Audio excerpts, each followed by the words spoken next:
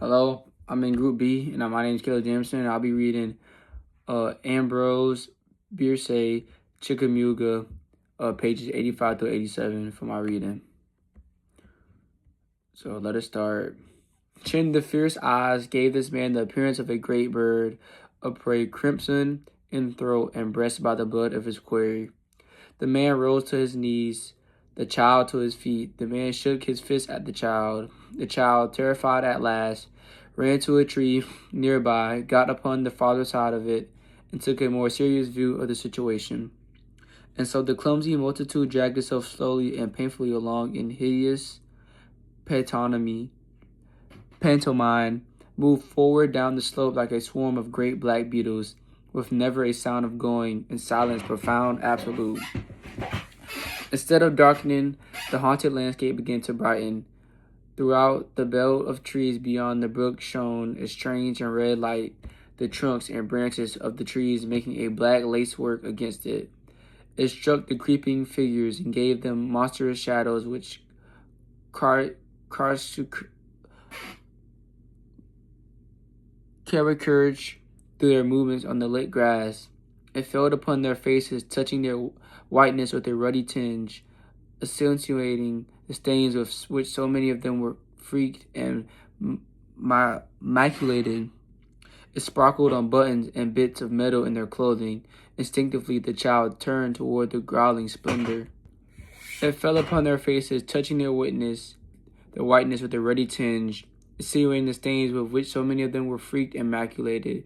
It sparkled on buttons and bits of metal in their clothing. Instinctively, the child turned toward the growing splendor and moved down the slope with his horrible companions.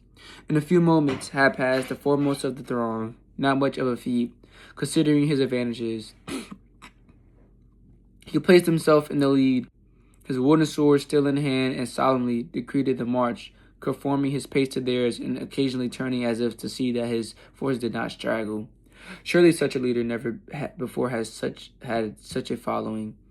Scattered that upon the ground, now slowly narrowing by the encroachment of this lawful march to water, were certain articles to which in the leader's mind were coupled no significant associations on an occasional blanket, tightly rolled lengthwise, doubled in the ends, bound together with a string, a heavy knapsack. Here and there are broken rifles, such things in short as are found in the rear of retreating troops, the spoor of men flying from their hunters.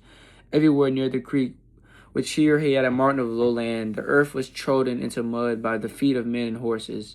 An observer of better experience in the use of his eyes would have noticed that these footprints pointed in both directions. The ground had been twice passed over in advance and in retreat.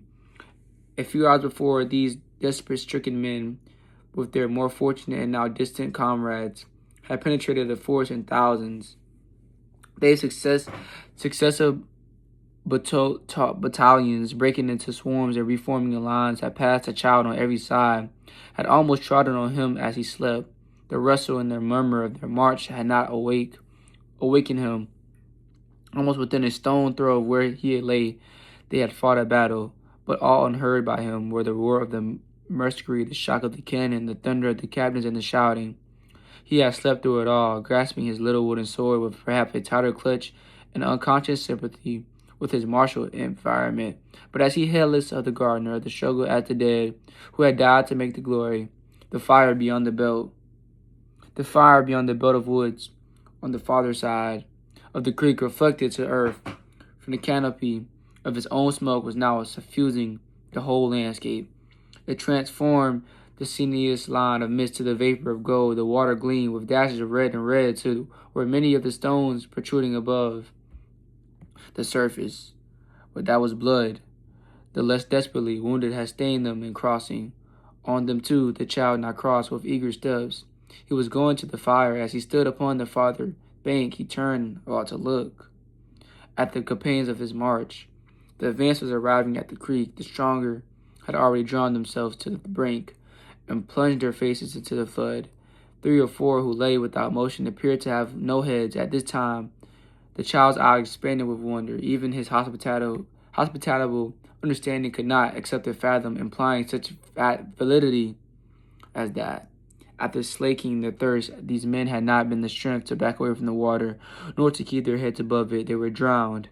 In rear of these, the open spaces of the forest showed the leader as many formless figures of this grim commanded as at first, but not nearly so many were in motion. He waved his cap for their encouragement and smilingly pointed with their weapon in the direction of the guiding light, a pillar of fire to these strange exodus.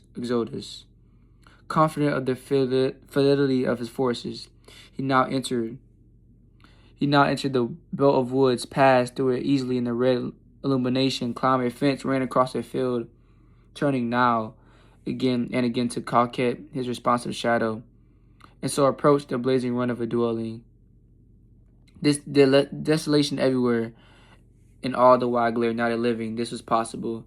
I'm finishing up this paragraph. He cared nothing for that. The spectacle pleased, and he danced with glee in imitation of the wavering flames. He ran about collecting fuel, but every object that he found was too heavy for him to cast, and from the distance to which the heat limited his approach. In the spirit, he flung in his sword, a surrender to the superior forces of nature. His military career was at an end.